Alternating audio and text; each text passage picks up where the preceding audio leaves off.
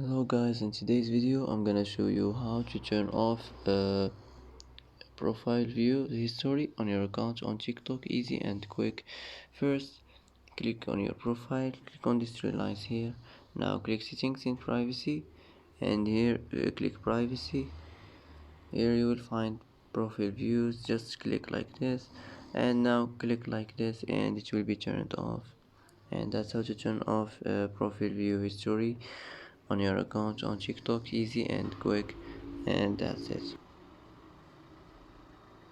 And that's it for today's video.